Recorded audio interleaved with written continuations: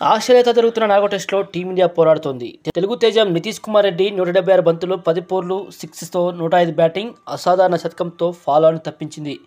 Aussies ఆధిక్యాన్ని తగ్గించే దిశగా సాగుతుంది. నితీష్ సంచలన శతకంతో మూడో రోజు ఆట ముగిసే సమయానికి టీమిండియా 116 ఓవర్లలో 9 వికెట్లకు 358 పరుగులు చేసింది.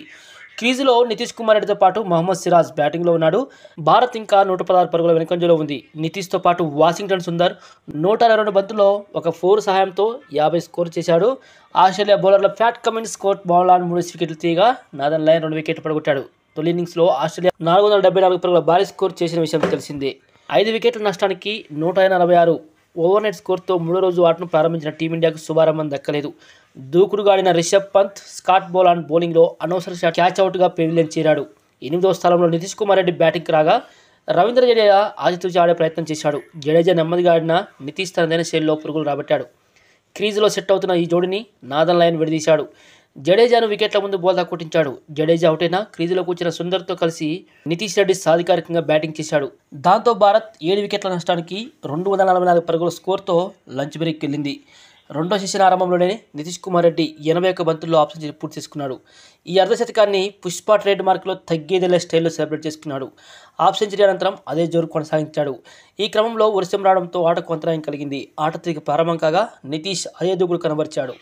మరోవైపు వాషింగ్టన్ సుందర్ అసలు సిసలు టెస్ట్ బ్యాటింగ్తో నితీష్కు అండగా నిలిచాడు. దాంతో భారత్ 326 7 వికెట్ల నష్టానికి ట్రీబ్రేక్ వెళ్ళింది. మూడో సెషన్లో ఈ జోడీ సాధికారికంగా బ్యాటింగ్ చేసింది. ఈ క్రమంలో వాషింగ్టన్ సుందర్ 146 బంతుల్లో ఒకే ఒక్క 4 సహాయంతో హాఫ్ సెంచరీ సాధించాడు. మరోవైపు నితీష్ సెంచరీకి చేరువయ్యాడు. నితీష్ 96 పరుగుల వద్ద ఉండగా నాథన్ లయన్ వేసిన అనూహ్య బౌన్స్కు సుందర్ స్లిప్ క్యాచ్గా వెనుదిరిగాడు. దాంతో 8వ వికెట్కు నమోదైన 117 పరుగుల భాగస్వామ్యానికి తెరపడింది. సెంచరీపై ఉత్కంఠ. క్రీజులోకి బూమ్రా రాగా నితీష్ సింగిల్ తీస్తూ 99 పరుగులకు చేరుకున్నాడు. ఈ పరిస్థితిలో ప్యాట్ కమిన్స్ బౌలింగ్లో బూమ్రా అవుట్ అయ్యాడు. దాంతో నితీష్ శతకంపై సర్వత్రా ఉత్కంఠ నెలకొంది.